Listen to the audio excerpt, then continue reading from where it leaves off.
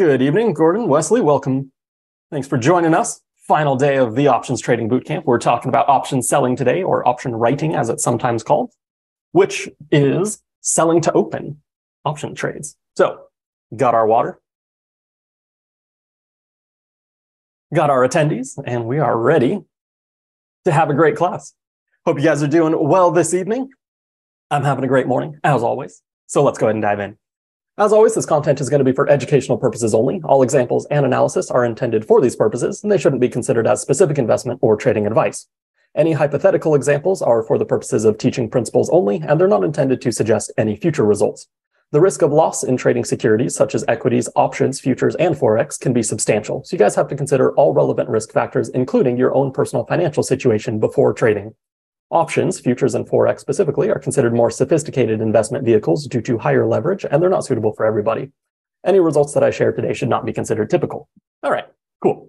So welcome back. We are now on day 4 of 4 out of your options trading journey. So we made it from bootcamp day number 1 here, where we had our options 101 class, where we basically learned what is an option and kind of how do they work. And we learned about variance and all of the wild back and forth that you're going to have throughout your trading. Whether you're trading options or stock or futures or anything else like that, you're always going to have some variance in your trading. And we learned that that's nothing to worry about. And when you're learning something new for the first time, such as learning to trade options, you're going to experience higher amounts of variance. And that doesn't mean that you should give up just because you have high variance in your trading. It just means that we should be doing this in a paper trading account to protect ourselves from the inevitable mistakes that we're going to make when we're first learning a new skill.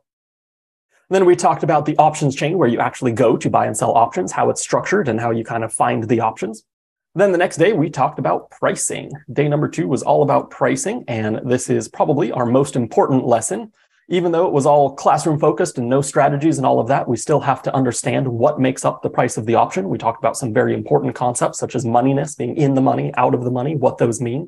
We talked about intrinsic value, time value, how options decay over time. So when you buy options, you want to buy more time than you need and sell them early. And when you sell options, like we're going to talk about today, you want to sell them with little time value remaining so that you can capture the most aggressive part of that time decay curve rather than selling options that are more than 30 days to expiration. Then on day 3, yesterday, we talked about our first strategies and we looked at how to buy options the correct way, where we want to be on the time decay curve, and how essentially we want to go about finding the right strikes and the right expirations for us. And all of that, we looked at the difference between buying in the money versus buying out of the money.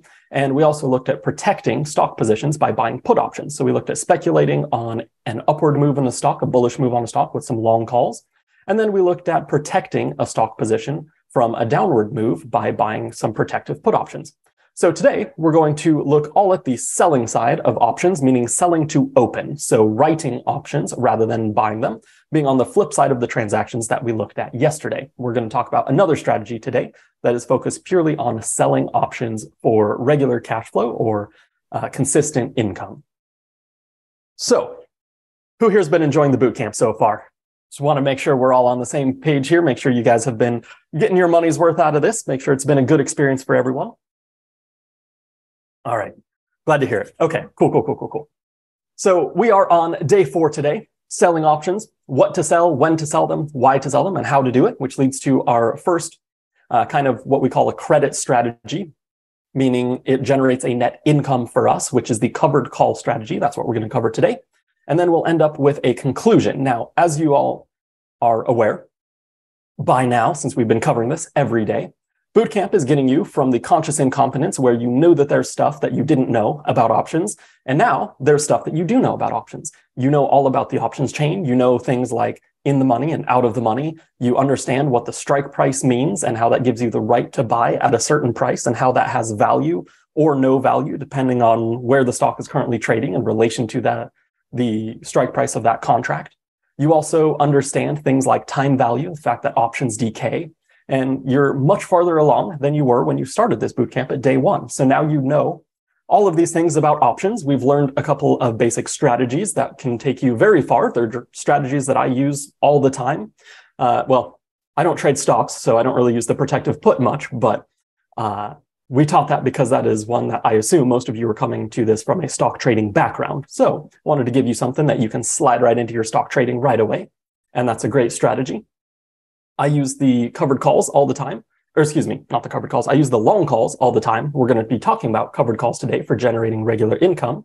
And so bootcamp is designed to take you to this conscious competence level where at the end of the week here after today, you now have at least 3 complete strategies. VIPs have an extra one, but you have at least 3 complete strategies that you can take and begin trading options on and learning how to do this and kind of getting comfortable with buying and selling these options for yourself in a paper trading account and do it safely. And you understand what to look for, what strikes you should be considering, whether you are more of an aggressive trader or more of a conservative trader, buying in the money or buying out of the money, or whether, how much time you should be buying and all that sort of thing. So buying more time than we need, selling closer, less than 30 days, which we'll talk about today, and all of this. Now, the next step, as you guys know, is getting you from conscious competence to unconscious competence. And I cannot teach you that. That's something that you have to do yourself with lots of practice. However, there is a way that I can help you get there. I can't do it for you, but I can at least help you. And that's where the Options Accelerator program comes in, which is your next step after bootcamp. So we'll talk about this a little bit later today. And I mentioned it yesterday. For those of you that were sticking around after class yesterday, we talked about the accelerator a little bit. And that's basically small group coaching for options trading. So we basically just trade options together, take a small group of people, and we do all of what we've been learning in bootcamp here. We do it together in the live market. You'll learn some more advanced trading stuff. You'll learn how to handle trades while they're on and all of that. So it's basically a continuation of your education here in bootcamp. And we just continue that and move on to live trading from our more like classroom setting that we have in bootcamp. So it's all about learning or taking what you've learned in bootcamp and putting it into action in real trades in the real market. Of course, you guys, I encourage you to do it in a paper trading account, but I trade my real money in the accelerator because I like to eat my own cooking and all of that. So we can talk about the accelerator a little later for those of you that are interested in continuing your options trading here. But first, we've got one more day of bootcamp to complete, so let's not get ahead of ourselves. So talking about selling options today. So we're concluding the options trading bootcamp, woohoo, by talking about selling options. So we're going to cover, number 1, why we sell options. What's the point of doing it in the first place? Why would we do that? Number 2, we're going to talk about creating our own dividends with options, very powerful stuff. We'll also talk about the accelerator a little bit and preparing you guys for that, those of you that are interested in continuing on that. And then we will end with a conclusion and final Q&A. If you have any other questions remaining about your options trading career, your burgeoning options career, let me know, and I'm happy to answer any questions you guys have. I don't want to leave anyone hanging at the end of the bootcamp, so I'll make sure to get all of your questions answered before we finish tonight. Alrighty, so selling options, our final topic. So I'm sure you guys remember our imaginary character, Anna. Last class, Anna locked in the price of a house that she wanted to buy by using a call option, right? She found a great deal. She went to the seller of the house and said, hey, I want to buy your house. Can you guarantee me that price for the next 3 months? And for that promise, I will go ahead and pay you $2,000. Now we're going to look at the other side of that transaction, the seller of the home. So that's where Josh comes in. So Josh is the guy that owns the house that Anna wants to buy. Now remember, for $2,000, he agreed to sell the house to Anna for $400,000 anytime in the next 3 months. So what has Josh done in this scenario? So yesterday we focused entirely on what Anna had done. Today, we're going to focus on Josh's side of the transaction. Number 1, he made a promise, right? So he didn't actually do anything, right? He doesn't have to buy anything. All he's done is he made a promise.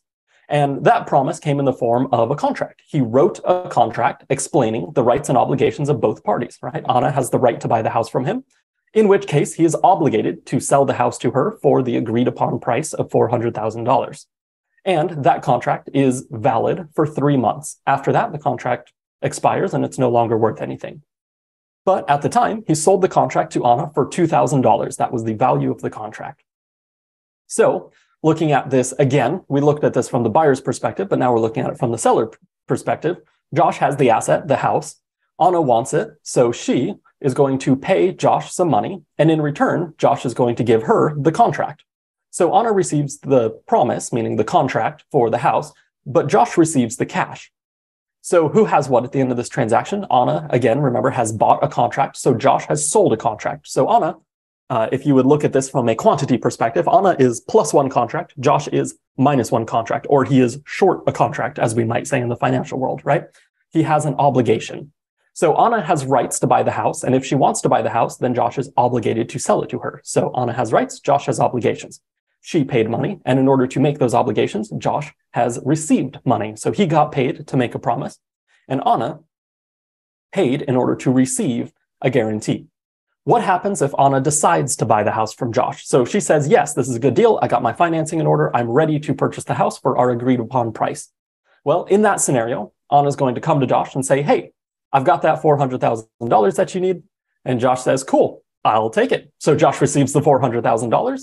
Anna doesn't get her $2,000 back for the contract, right? That was the deal for the contract. So she doesn't get that back. She is out the $2,000. Josh, on the other hand, gets to keep that $2,000 in addition to the $400,000 he got for the house. Anna, in return, gets the house in exchange, and Josh loses the house, right? So Josh is minus one asset, but plus a bunch of cash. Anna is minus a bunch of cash and plus one asset. So what happens if Anna decides not to buy the house from Josh, right? If she maybe can't get her financing together, or she finds a better deal, or whatever the case may be. She had the right, but not the obligation to buy the house, right? So she could back out at any point. So if she decides not to buy the house, well, we talked yesterday that all she loses is the $2,000 for the contract, right? She doesn't lose $400,000 or anything like that. She was never obligated to buy the house. She just loses the value that she paid for the contract. Josh, on the other hand, gets to keep that $2,000. If Anna decides that maybe I just need another quarter to get my financing together, whatever the case may be, she can come to Josh again and say, hey, you know what? I just need to extend the terms of our contract. Can you write me another contract that lasts for another 3 months? And Josh might say, sure, if you want to, this is a good deal for me. I made $2,000 basically doing nothing. So sure, I'd be happy to sell you another contract with the same terms for another $2,000. Or maybe they agree on a different price, whatever the price comes out to. Now, why would Josh want to do this? Why would he want to be on that side of the transaction? Well, first and foremost, maybe he wants to lock in a good sale price for his home, right? If he's worried about maybe his house going down in value, then he wouldn't be too upset to be able to sell the house for $400,000 to a willing buyer. Not too bad. He might think his house is going to go down in value, similar to the first point here. And so being able to sell at a higher price is certainly not a bad thing. But first and foremost, or primarily, usually the main reason is because Josh wants to create a cash flow from his asset, whether he sells it or not, right? If he ends up selling the house, cool, he gets the equity from the house, from selling the house, but he also keeps the $2,000 from the contract. If he ends up not selling the house, well, he still gets the $2,000 from the contract. So from Josh's perspective, he gets to create cash flow from his house, whether he sells it or not, which is a pretty good deal. So let's translate this example back to the stock market. Instead of using houses and analogies, let's just look at some real stock examples. So let's take Josh again as the seller of an asset. So let's say he owns 100 shares of Apple back when Apple was trading down here around 143. And let's say he bought Apple when it dipped down to 140 there. So he saw Apple come down here, dip to 140 and started to rebound. And he bought around 140, picked up some shares there. And now they're bouncing up a little bit and they're around 143. Okay, so that was his entry price around there. Now, he doesn't know what's going to happen with Apple, but he's looking at the chart here saying, you know what, we kind of have this resistance level around 150-ish. The stock's kind of struggled to get above that in the past. We had one little break above and then came right back down to 150. If it ever went back up to 150, that's my resistance level. I would be happy to sell my shares there anyways. So he agrees that 150 would be a good price to sell his shares at if Apple ever went back up again. So what he could do, and what probably a lot of you that trade stocks are doing now, is that when you have your resistance level or you have a price target on your stock, you probably just set a limit order to say, hey, sell my shares if they ever get to 150, right? It's a very reasonable thing to do when you're trading stocks. Or what he could do, rather than just setting a limit order to sell his shares, is he could sell options and get even more money for selling his shares at 150, which he was going to do anyways. So in order to do that, what Josh can do is write, meaning sell to open, a call option. So for writing a contract, it works just like with the scenario with the house. So he makes a promise to sell his shares of Apple for $150 per share anytime over, let's say, the next quarter, right? The next 90-ish days. This is just like when he promised to sell Anna his house for $400,000, right? He makes a promise to sell his shares for a certain amount anytime in the next period of time for as long as that contract is good for. And of course, we know with options, we get to choose our expiration, so we can decide how long we want that deal to be good for. So let's say Anna thinks that Apple could be well above 150 in the next 3 months, so she agrees to purchase the right to buy Josh's shares for 150 each. So she's buying a call option that's very far out of the money here, up at 150. Basically, she's betting that Apple is well above 150 over the next 3 months here. So she thinks this 150 strike contract is going to be in the money by the time that contract expires, so she will have gotten value from that. Josh is saying, I don't know, there's resistance there. I'm not really sure that it's going to be above 150. So I'm happy to sell you my shares if they ever get to 150. So they strike a deal. Josh says, all right, if you want to buy the shares from me, then that'll be $3.60 per share. And Anna says, all right, I'll pay you that $3.60 per share in order to buy the shares from you for 150 because I think they're going to be trading a lot higher than that. So this is just like when she bought a call option on Josh's house for $2,000, right? She gets the right to buy the asset from him for a fixed price. So if the value of the house goes up a lot, then she gets a great deal. And if it doesn't, if the appraisal comes in less than she wanted, or she can't get the financing together, whatever the case may be, she can only lose what she paid for that contract. So on the option chain, this is what that trade looked like. So we had a little bit more than 1 quarter to go, about 100 days here on the contracts. They were trading for $3.60 per share. There was plenty of liquidity in these contracts, and that was the 150 strike call option. So you can see they were a little bit out of the money here. The stock was trading at around 141 when this contract was taken. I guess 140. Yeah, 141 is reasonable here. And the stock was trading down around 140. So the 150 is a little bit out of the money. And so you get a little bit less premium for selling those. But 360 is where those contracts were trading at. Okay, so who has what at the end of this transaction? Well, Anna, as we know, has bought a contract. Josh has sold a contract. So Anna has rights, right? She has the right to buy Josh's shares. Now, Josh is obligated to sell her those shares if Anna decides she wants to buy them anytime before the contract expires.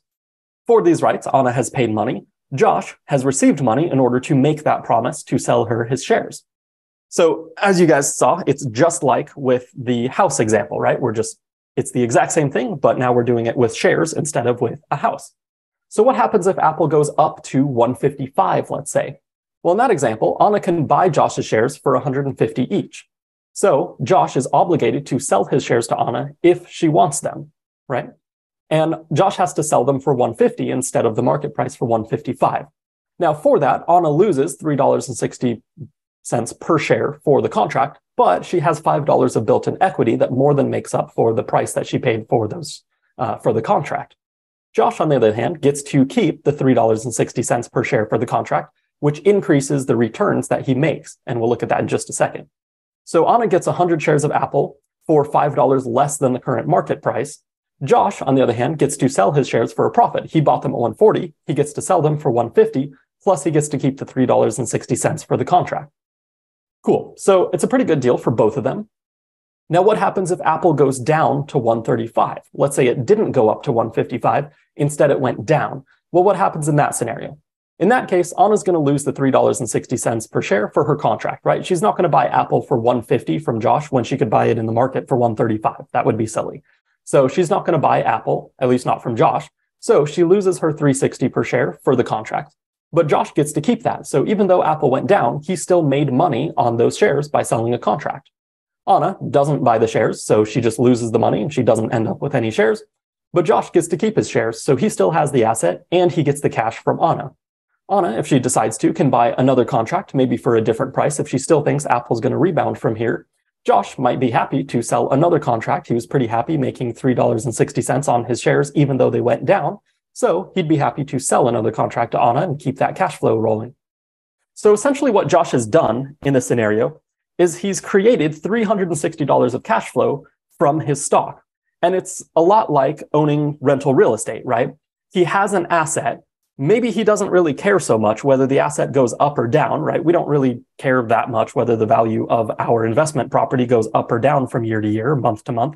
What we're focused more on is generating rental income every month from our tenants. Josh has done a very similar thing here. He owns his stock, and all he's done is he's created income by promising to sell the stock if it ever got to a price that he would want to sell it at anyways. So rather than setting a limit order and just getting out if the stock went up, now he's actually generated income from his stock. And maybe he doesn't care so much about the daily fluctuations in his stock. He's just worried about generating that income, that cash flow from his stock. As David says, yeah, getting that cash register ringing. So if Apple does go up, he makes $10 per share, right? So he bought at 140 and he promised to sell at 150. So he makes the $10 per share from his investment, right? Which he would have made anyways, because he was going to sell when it went to 150 anyways. So he still gets that $10 increase that he would have, but now he gets an extra $3.60 per share for doing exactly what he was going to do anyways, right? He was going to sell if it got to 150 anyways. He was going to do it with a limit order. Now he does it with an option and he gets an extra $3.60, which means this actually increases his return by 36%, right? He gets 36% more than he would have from $10 up to $13.60. So 36% more than he would have gotten by doing what he was going to do anyways, making a promise to do what he was going to do anyways. So if Apple never goes up above 150, well, then he keeps his stock, he still has his asset, and he keeps the $3.60 per share, $360 in dividends. Or created dividend, right? It's a manufactured dividend. And he can simply repeat the process again and again and again. In effect, he has created his very own dividend on this stock. So if he keeps the stock, I believe Apple pays a dividend. So not only can he collect the dividend from Apple, but he also gets this dividend that he created by selling call options on his stock. And now this example was on a 3-month contract, but he could definitely do this on a 1-month contract. It would be less premium, but he'd get it sooner. He could also do this on a weekly basis on Apple. So he could do this every single week. Maybe his dividend isn't anywhere near $3.60. Maybe it's just like 50 cents. But, you know, that's an extra $50 every week that he can create on Apple week in and week out by just promising to do what he was going to do anyways, selling his option or selling his stock, right? And every time that he doesn't end up selling his stock, he keeps the cash flow, just like owning a dividend. And he still has the underlying asset where he can collect the dividends on the stock that the stock actually pays, right? So like Mike says, it's better than dividends. And I've had students that go through the accelerator program with me. And I have one student who she was trading a retirement account and she did dividend investing. Basically, that was her thing. She was a dividend investor. And she ended up taking my accelerator program because it was in 2020 and most companies had cut their dividends to basically nothing. So her dividend income had started to dry up. And so she was looking for a way to replace her dividend income. So I showed her cash secured puts as well as the covered calls that we're learning today.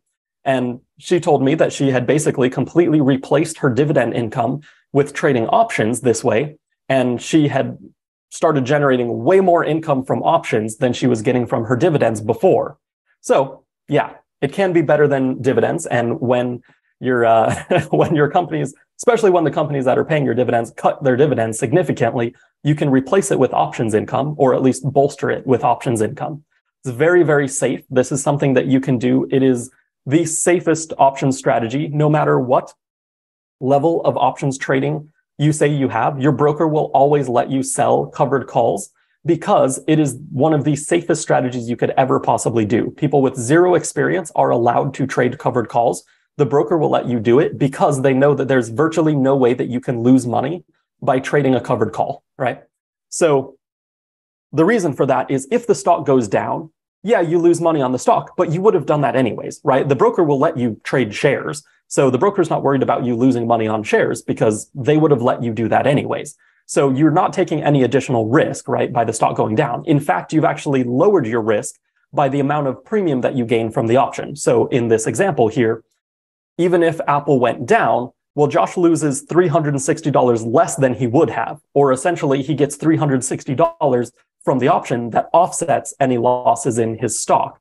Whereas if the stock goes up, then not only does he make the equity from his stock, he also makes the income from the option. So there's essentially no way that you can lose by selling the covered call, right? The situation in which you lose money is the situation in which you would have lost money just trading the stock. Adding the option onto it has not added any risk. In fact, it's taken risk away from the trade by an amount equal to the premium that you get on the option. So in that scenario, right, if the stock goes down, if it doesn't go up, then Josh just gets to keep his asset. He gets to keep the stock and he still puts cash in his jeans, as Josh likes to say, right? We always like to put cash in our jeans. So who thinks this is super cool? Are we on board with replacing our dividend income with options income?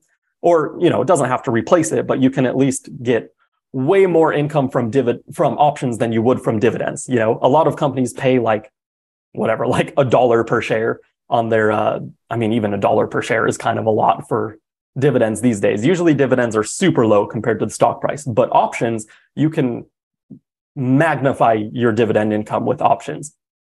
So anytime you're in a stock trade with at least 100 shares of the stock, I would strongly consider you guys to sell a call option at your target price, right? Sell it where you would sell the shares anyways.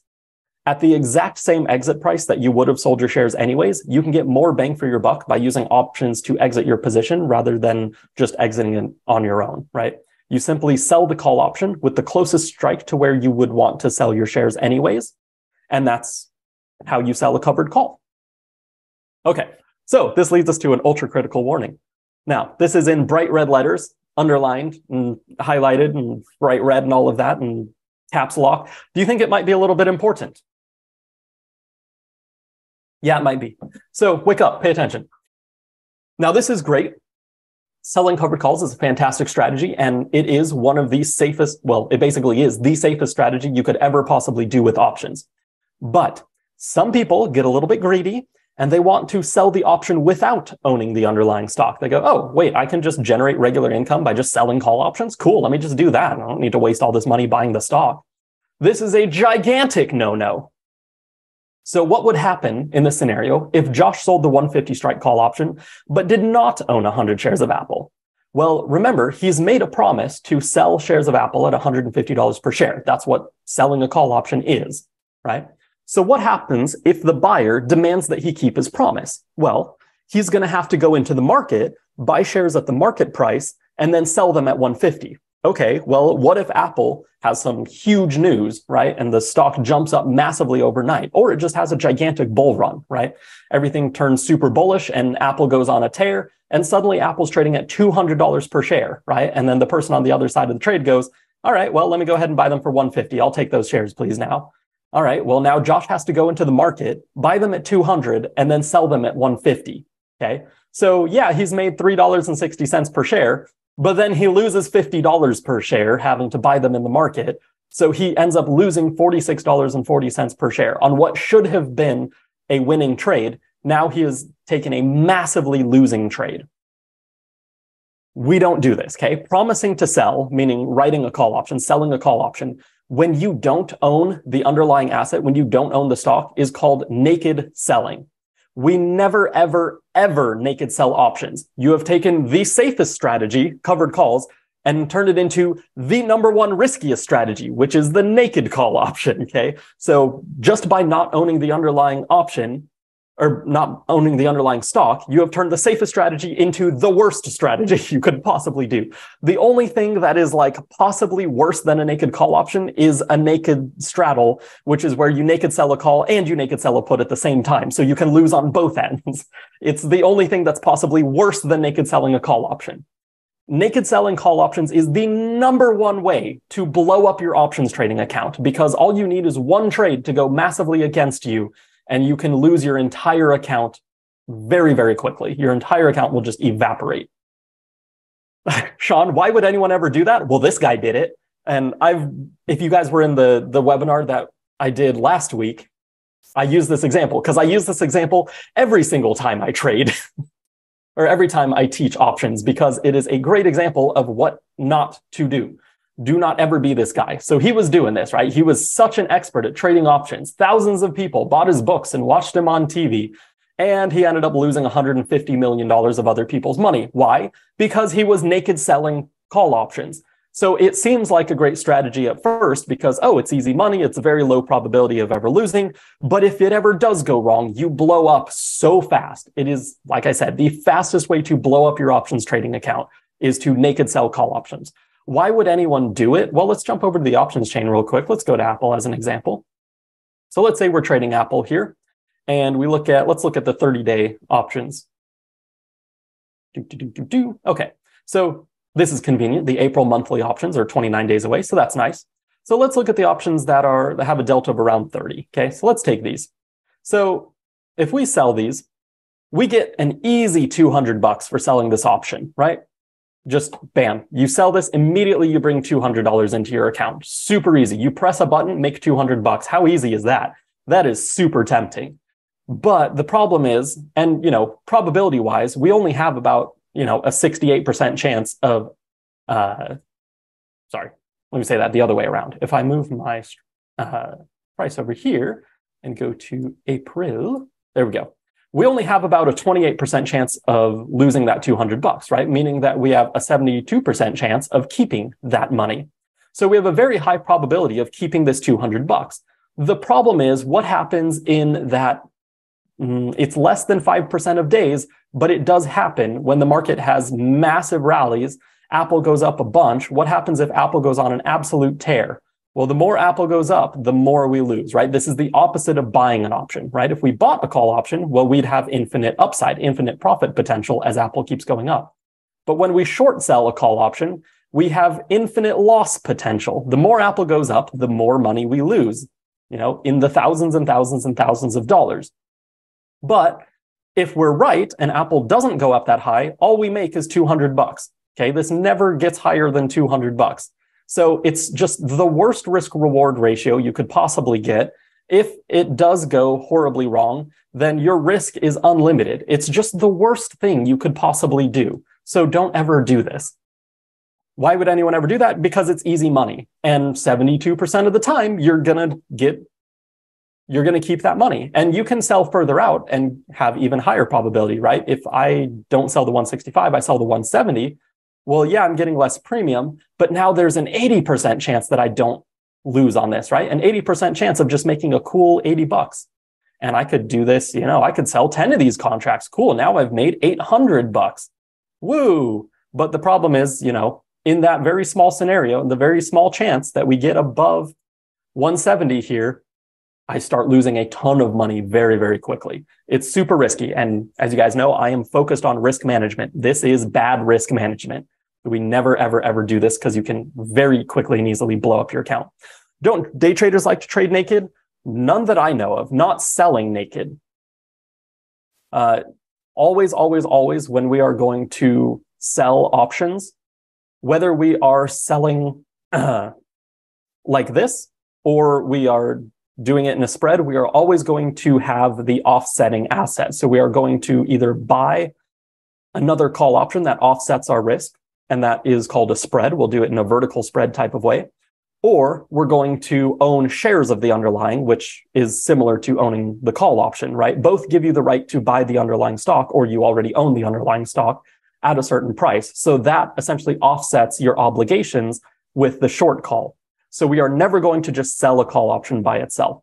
I don't know of any day traders that naked sell options. I think that is just super risky. I know a couple of very successful day traders, a couple of them at TSU here. And I know Taylor, for example, those of you in the room, he will buy options, and that's primarily what he does. He buys options, and he buys like 0 DTE options. He doesn't naked sell options. I've never seen him naked sell options. I guess I can't promise he doesn't because I'm not in his room all day, every day. I'm usually asleep. But I've watched him trade. I've been in his classes, and he will buy options. He buys options, and then he'll sell them very quickly. I've never seen him naked sell options. And I also know that Alfonso doesn't do that either, and he day trades, but Alfonso doesn't use options. And even if he did, I don't think he would ever naked sell options because Alfonso is very laser focused on risk management as well. So as long as you make sure that you own the offsetting asset, whether that is owning the stock, which is what we're looking at today, you own the stock and then you it's like renting it out. Really, I guess it's more similar to a lease to own deal in real estate, right? Where you would lease to own the underlying security. So you lease to own the house. The person who's renting the house from you could eventually buy it. That's, I guess, more similar of an analogy with our covered calls because eventually the person can own the underlying stock. So we're promising to sell it to them. So it's like a lease to own deal. But yeah, there's obviously it's a little bit different, right? The analogy breaks down a little bit when we get into the nitty gritty. But for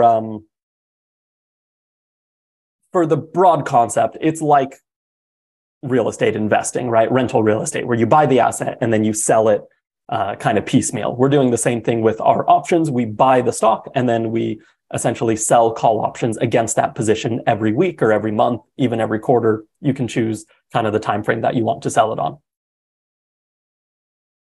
Yeah, so David's been in Taylor's room, and yeah, they buy and sell long positions, and he's in and out very quickly in a matter of seconds or even minutes. Is a bit of a long trade for Taylor. But yeah, I've never seen him naked sell options. He buys them, he gets long positions, then he's out again in seconds usually.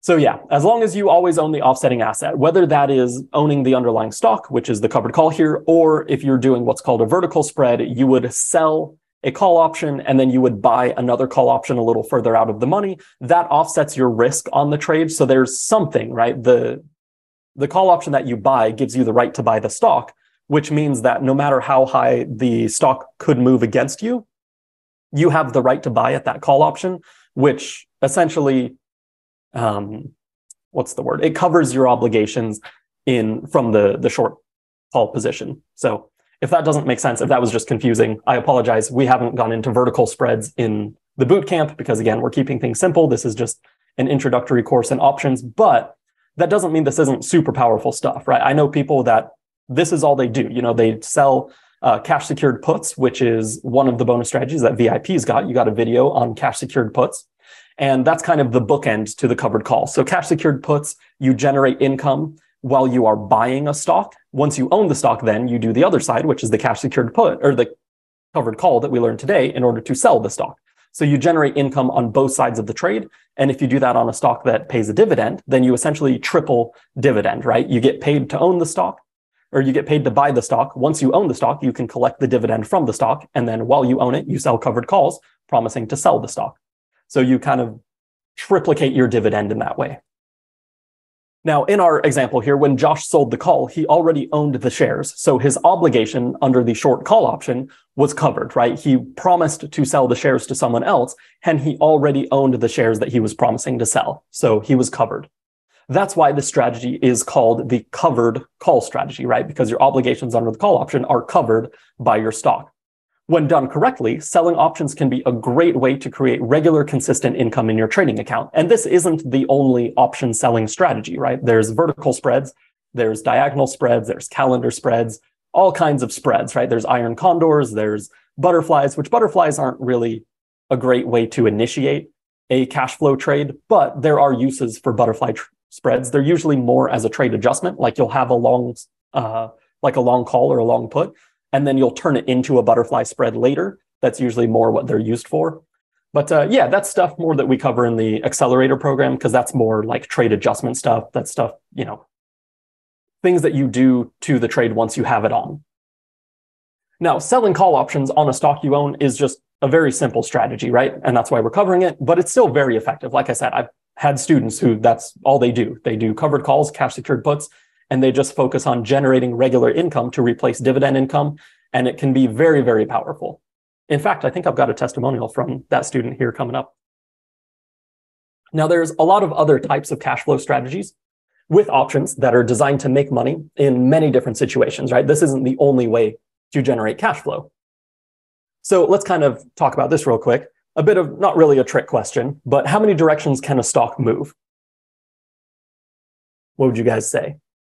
It's not a trick question. Yeah, 3, exactly. So you guys know this already. It can go up, it can go down, or it can go sideways, right? It can't really sit still. So when we looked at buying call options yesterday, those only made money if the stock went up, right? And those actually, the stock had to go up quite a bit because we needed it to go up not only past our strike, but past our strike plus the premium that we paid on the options. So even if we bought in the money, we still had to overcome the amount of premium that we paid for those options. So that means we need the stock to move up, right? So those options only make money in 1 out of 3 directions, which is why they're lower probability. And we talked about this in the VIP session, I believe, about the probabilities of debit strategies versus credit strategies and all that sort of thing. Now, essentially, when you buy options, or even stocks for that matter, you can only make money in 1 out of 3 directions, right? If you buy a call option or you buy shares, you only make money if the stock goes up. And if you short sell shares or you buy a put option, you only make money if the stock goes down, right? If it goes sideways, that option's going to decay, or your stock just doesn't make or lose anything. And if it goes against you, then of course you'll lose money in both trades. But when you sell options, it's a different story, right? When we're on the seller side rather than the buyer side of the options trade, well, now it's a little different. In the Apple example there with Josh, he actually made money in 3 of 3 directions, which is why the covered call is such a popular, safe strategy, because you can make money no matter what the stock does, right? If Apple went down, well, he still got that cash flow. Even though he lost equity in the shares, he still got cash flow. If the stock went sideways, he still gets cash flow. And if the stock goes up, not only does he still get cash flow, but he also gets the equity from the shares. So from a cash flow standpoint, Josh gets to generate that $360 no matter what the stock does. So cash flow strategies, the vast majority, I can't think of one that's only designed to make in one. No, I can actually. In the money credit spreads will only make money in 1 out of 3 directions. But if you do credit spreads correctly and all these other cash flow strategies, they're usually designed to create income in at least 2 out of 3 directions, some 3 out of 3 like we just looked at. So here's some examples of different option strategies. You guys can look these up if you want to after boot camp, or you can join the accelerator and we'll do lots of examples of these. If you do a covered call, basically you can make money in 3 out of 3 directions. Stock goes up, down, or sideways, you don't really care.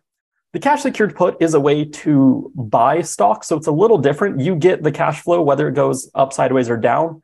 But if it goes down, you might have to buy for a loss. And this is where you end up picking up the shares. So I don't know if you consider that a win or not, so I should put it as a blank. That's kind of depending on you. If you wanted to own the shares, then cool, you own the shares, but you also kind of are usually out the cash. So on a cash flow standpoint, I guess it's kind of negative. Bull put spread, though, you can win so it's a bullish trade that you trade with puts. So if it goes up, you win. If it goes sideways, you win. And if it goes down a little bit, you win, but you lose if it goes down too much. But your risk is limited because we always do this in a spread, meaning that we're buying a put to offset our obligation with the short put. Bear call spread is the same thing, but opposite. So this is a bearish credit spread. So we win if the stock goes down. We win if the stock goes sideways. We even win if the stock goes up a little bit. It is a bearish trade, but we lose if it goes up too much against us. Then we have an iron condor. An iron condor is a combination of a bull put spread and a bear call spread, where we essentially put like a range around where we think the stock is going to trade between. So if the stock just goes perfectly sideways, that's the best case scenario for an iron condor. You'll make twice as much premium on an iron condor as you would on a bull put spread or bear call spread because you're trading both of them. So you get both the premiums on these. And if the stock just goes sideways or it stays range bound, perfect. It's the perfect strategy for that. But there's still some wiggle room. If the stock goes up a little bit, you still make money. Or if it goes down a little bit, you still make money. The way that an iron condor loses is if it goes up too much or down too much. So you don't want to trade this on a very directional stock. You want to trade it on a stock that's just trading sideways or range bound, and that's where you make money on an iron condor. A calendar spread, on the other hand, I have to put question marks here. This is calendar/diagonal spreads, which are very similar, but a little bit different. The difference here between these and an iron condor is you could make money up or down. It depends on how it's structured. It depends on if you're using calls or puts, if it goes up or down past the strike. These are very, very flexible. And this might lose in week 1 and then start winning in weeks 2, 3, and 4 as you roll your short strikes forward each week. So it's hard to say. Calendar spreads and diagonal spreads are very flexible. They're very powerful. They're a little bit more advanced. So this could be a win/a loss. They always win if the stock goes sideways, assuming you structure it at the money. But these are very flexible, and it's kind of hard to say whether you win or lose until the entire trade's done. So those are a little bit more flexible. It's a little harder to say, so that's why these have question marks. But generally, this can be turned into a winner pretty much no matter what the stock does, which is a very powerful strategy, the sort of thing that we do a lot in the accelerator program. So no matter what strategy I'm using, though, I always have some basic criteria that every cash flow trade must meet. And these are my personal criteria. If you are trading in a different way or you have, different goals, you might need to adjust these based on your own personal preferences. But for me, this is essentially how I trade credit spreads or how I trade cash flow trades. So the very first, most important one that you must obey, whether the rest of these you can tweak to your preference, but this one you absolutely cannot, which is no selling naked. So we covered this again. I'm reiterating it. We never take any trade that has unlimited risk. So you always need to cover by buying the underlying stock or by trading in a spread. One of those two things has to happen. We cannot have unlimited risk. Okay. with that out of the way, I think we're all good on that. I think I've hammered that, hammered that point enough times now. Personally, the option that I sell is always out of the money. There are times when I might sell at the money, but I never sell call options in the money. But pretty much for doing the covered call strategy like today, the option always has to be out of the money. So it's further away from where the stock is currently trading because I want to sell it at my price target, right? So I buy the stock here and then I sell a call option where I want to sell the stock. So necessarily that's going to be out of the money, right? It's going to be further away from where the stock is trading now.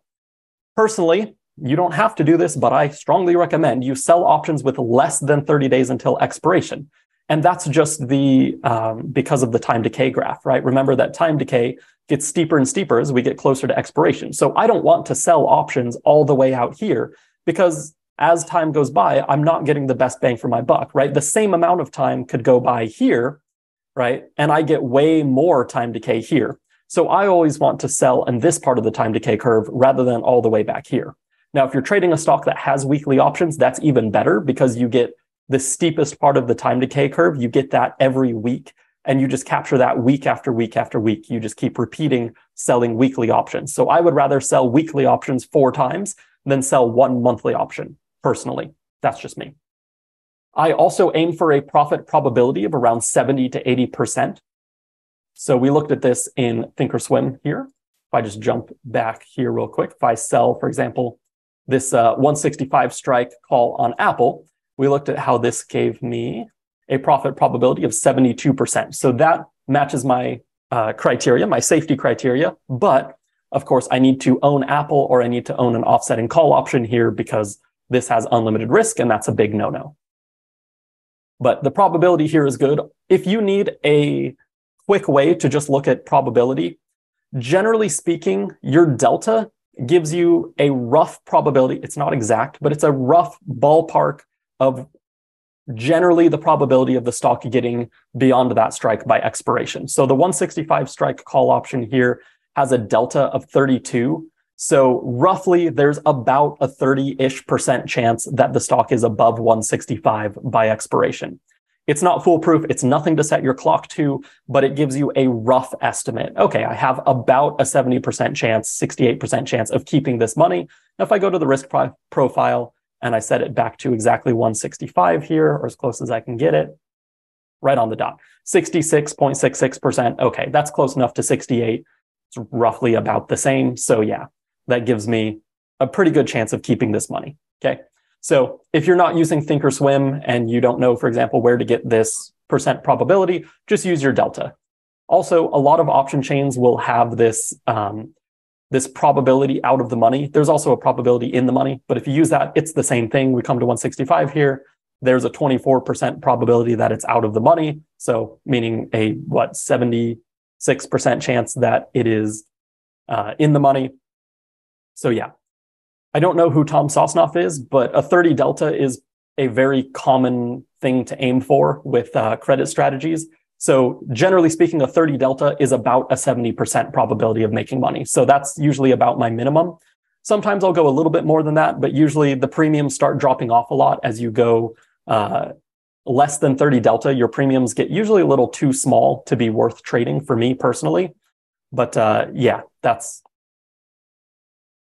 it's a good rule of thumb. So a 70% is about a 30 delta. So we're pretty much right in line on that.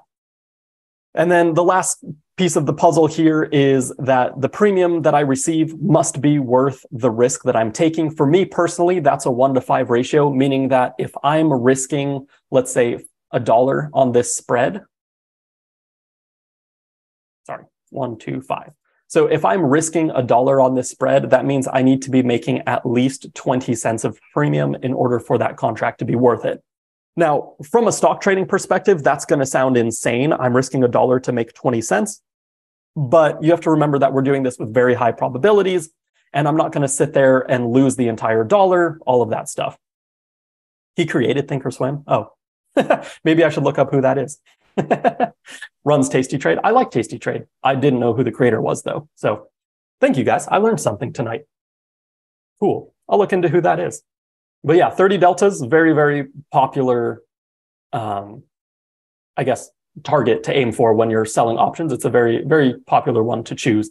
I know he's not the only one that likes a 30 delta. So yeah, for sure. Now, personally, I like, again, this 1-to-5 ratio. If I'm trading a spread, for example, if I'm doing a $5 wide spread, I need to get at least $1 in premium for that. Or like I said, if I'm trading a $1 wide spread, I need at least 20 cents of premium. So that's my personal preference. You guys might like something different, but that's me personally. Okay, so before we wrap up with a conclusion to the bootcamp and get to our final Q&A and everything, we did have some questions about the accelerator program. So I want to go ahead and talk about that with your permission. And then if you have any other questions or anything like that, we can go on to those. So I know I have recognized over my years of doing this that education alone isn't enough. And doing this myself, I know that, just attending a webinar or a class like this often isn't enough to get you to the point where you're comfortable trading options. I wish it was, but not everyone learns best by just sitting in a classroom setting and watching slides and taking notes. It's not that the information isn't good, but it's that usually we learn best by doing. Let's go ahead and wrap up bootcamp with our conclusion here. Thank you guys so much for joining me over the last 4 days. Bootcamp is my absolute favorite thing to teach. I love teaching bootcamp.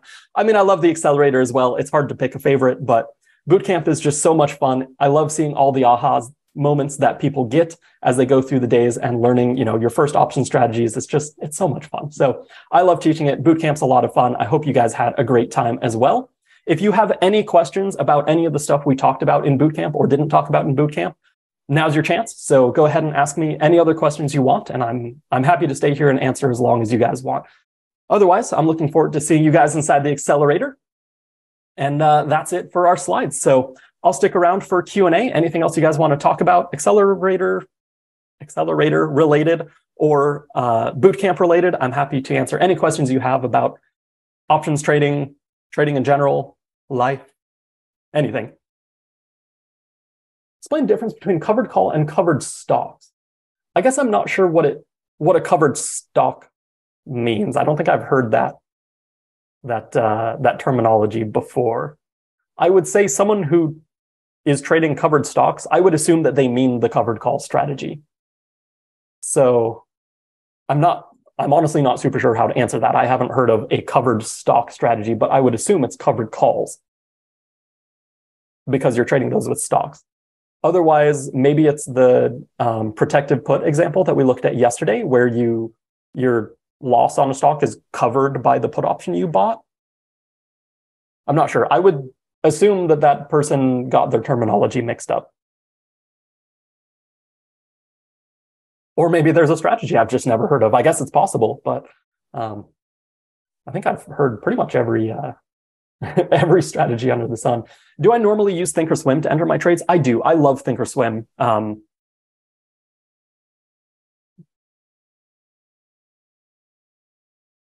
Yeah, let's just end there. I love Thinkorswim. So yes, I will be teaching on Thinkorswim. I've been toying with the idea of opening a Tasty Trade account, and I still might do it. I've been wanting to learn their platform. I know that they have a very good reputation and everything, and I've looked into it. It looks interesting. So I might be opening a Tasty Trade account sometime soon. So I'll probably pour a few grand into that and take some trades there and see how I like the platform. But for the most part, I'll be primarily teaching on Thinkorswim. I'm obviously the most comfortable in Thinkorswim because this is where I do all my trading. So yeah, I'll be teaching in this, and usually I'm trading on my $10,000 account, or an account that's usually under $10,000. This one's 8,000. Actually, I had a good week the last couple of weeks. We're up to about 9,000 on this account. I think I'm at like 8,800 on this account now. So we're growing this one together. Usually by the time the accelerator starts, if I'm over 10,000, I'll just transfer some money over to one of my other accounts and then get back down. Because I like to trade on smaller accounts. I think it helps to show everyone that like you don't need a huge account to trade options, which is something, that was a misconception that I had going into this, that like, oh, each option contract is 100 shares. So I probably need like, a 6-figure account to start trading options. So personally, I like to trade smaller accounts just to show you guys that you can do it. If you want to do like day trading stuff, I mean, I guess I could open an account that's over 25,000 or 30,000. I also have a cash account, so we could do day trading stuff in there as well. The problem with a cash account is you can't do credit spreads, and I really like credit spreads. So I don't use my cash accounts as much as I use my margin accounts because I just like doing credit spreads, but we'll see. So the short answer is yes, primarily Thinkorswim. So if you don't use Thinkorswim, you don't need to. I would encourage you, if you want to, open up at least a paper account with Thinkorswim or with TD Ameritrade and do some paper trading at Thinkorswim. I think you'll like it because it's a fantastic platform. But if you use TradeStation, for example, and you love TradeStation, you have no plans of moving, that's perfectly fine. Everything that I show you in Thinkorswim is applicable to any other platform, right? Choosing your expiration date, choosing your strike prices, structuring the options trades, that's all going to be the same across every platform. And filling out the order form is also going to be pretty much the same across every platform. The only thing that's going to be different is like the platform specific mechanics. Like, okay, on Thinkorswim, you want to go to the Analyze tab and then the Risk Profile tab to get to the risk graph. On TradeStation, it's somewhere else, right? I don't know where it is, but I can show you where that is on Thinkorswim. I don't know where it is on TradeStation because I don't use TradeStation. So can't help you with that. But the actual like mechanics of trading options are the same across any platform. Will I be teaching credit spreads? Oh yeah, we're going to do a lot of credit spreads. I love credit spreads, so we'll be doing a ton of those. The Profit Reaper strategy that you guys get as part of the accelerator program, that is just weekly credit spreads. That's what it is. And it's essentially my entire system for trading weekly credit spreads. Doing them safely, high probability trades where I get, at least 20% premium is my minimum that I get for those. So I show you guys the stocks that I look for that. What are the setups, the trade situations that I look for, the charts that I want to see for that, and then how I put together the trade. Once it's on, how do we put together the OCO order that automatically takes a profit or stops me out of the trade if it moves against me. So I'll show you guys how to set up all of that. But yeah, we'll do lots of credit spreads throughout the accelerator.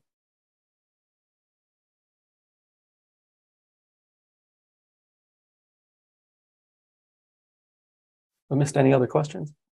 All right, got these. Cool.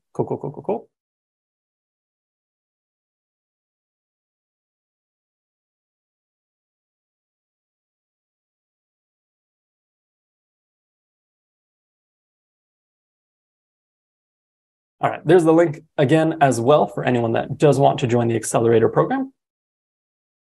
Just so you guys have it top of the list there. But yeah, is there any other questions? I'm happy to stick around as late as you guys want, answering questions. That's what I'm here for. I don't want anyone to leave the boot camp with any lingering questions. So if you have anything, please let me know. Bill, did I not answer your questions? Oh, sorry. I saw it and then thought I answered it. Okay, if you sell a put and buy a put, how do you get out of it at the end, or will the broker fix it?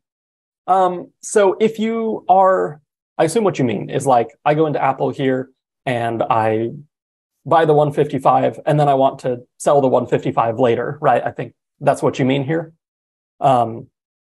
So in this scenario, once you already have an open position here, if you try to do the opposite position, so the same expiration, same strike, but you're just selling instead of buying or buying instead of selling, it will automatically close your existing position. So if I'm short a put and then I try to buy the same put, it's not going to give me this result. It's just going to give me this result. It's just going to close out my existing position. So assuming that's what you mean, the broker will automatically fix it. A vertical spread. Okay, so I'm not sure what you mean by the broker fixing it. So if I did a vertical spread here, right? Selling the 155, buying the 150. So it's a $5 spread. I get a $1.22 credit for it. This trade, assuming Apple is above 155 by my expiration date here on April 21st, this will just expire worthless. So it's worth $1.22 today. By April 21st, if Apple's above 155, this will be worth 0. So in that scenario, I don't have to do anything. These options will disappear. Remember, after expiration, these options just disappear. Poof, right? They just cease to exist after expiration. So because I'm short this spread, right? I'm net short this vertical spread here. If this is a credit spread, right? If I'm short the 155, 150 spread here, then I actually want this to go to 0. This is how I make money, right? My max profit on this, if you read right here, my max profit on this is 122, right? The amount of credit that I receive here. So the money I make is actually from this spread going to 0 because I'm short the spread. When you're short something, you make money from it going down. With options, they can go down all the way to 0. and then by expiration. If it goes against you, you can either choose to buy this back with an opposite order. So you would create an opposite order to buy the one that you're short and sell the one that you're long, right? And that's going to cost you some money to exit that. And the difference between those is going to be your loss in that trade. If you just wait until expiration, you are going to be automatically put the 155 here, and your 150 is going to expire worthless. As far as I know, I don't believe the broker will automatically exercise your 150 strike put. It might depend on the broker. You would be best calling up your broker and asking them, but I don't believe brokers do that. I believe you will wake up Monday morning being short 100 shares of Apple at 155, and your 150 put has just expired worthless and doesn't exist anymore. So in order to avoid that, we always close out credit spreads before expiration.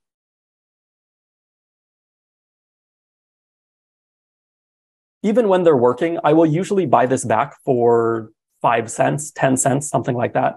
And that's part of the profit reaper strategy, is just, if we get down here close to zero, where I've captured the lion's share of the premium here, I'm just going to take the money and run. I'm not going to risk any last day shenanigans or any aftermarket close shenanigans with the stock moving up and then suddenly being in the money and all of that. I don't want to deal with any of that. So as I get close to zero, I'm going to take this off immediately. And vice versa, right? If the stock is moving against me, I have a line in the sand where I'm not going to let this move too far against me. So at that point, I'm just going to buy it back and close out the trade.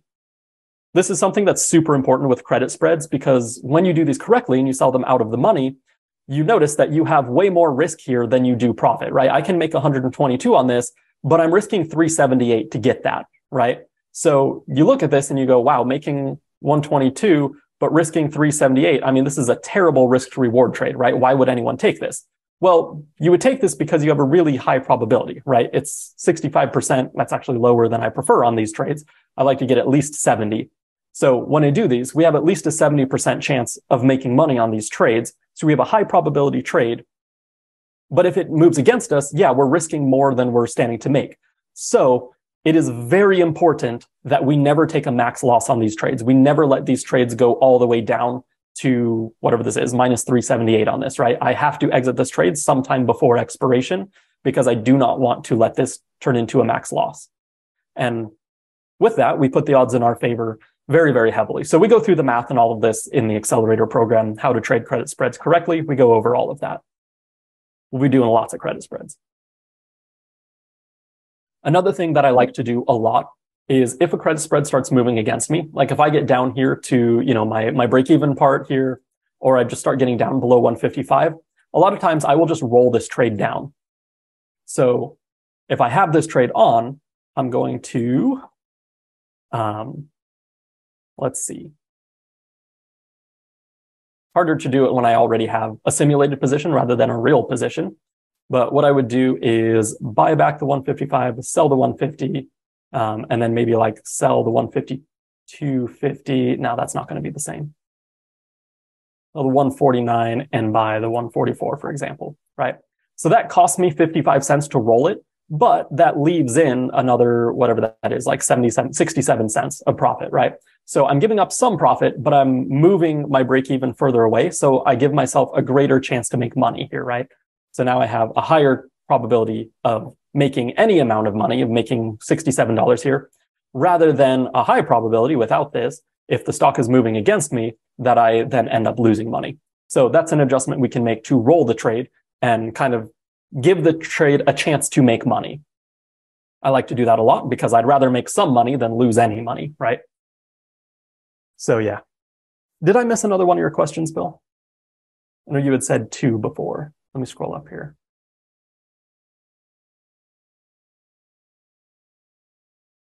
No. Okay, cool. All right. Are there any other questions? Otherwise, we'll go ahead and wrap up here for the week. I'll give you guys a couple more minutes if anyone wants to type any last minute questions. Otherwise, good night, y'all. I will hold an open Q&A tomorrow as well, tomorrow morning at 9 a.m. Eastern, so a little bit before the market opens. If anyone has any questions, I'd be happy to answer anyone there as well. Otherwise, I hope you all have a fantastic night. And of course, I hope to see you all in the Accelerator program if you do want to join. And I will see you all next time, I guess. Hope you had a fantastic time in boot camp. I certainly did. I love teaching boot camp. Hope you guys enjoyed it as well. And I wish you the best of luck with your trading endeavors. For those of you that are joining the Accelerator program, I'll see you on Monday. And for everyone else, I wish you the best of luck. Hope you have a fantastic rest of your night and a fantastic weekend. And hopefully I'll see you all in a class sometime in the future. Take care, everybody, and good luck.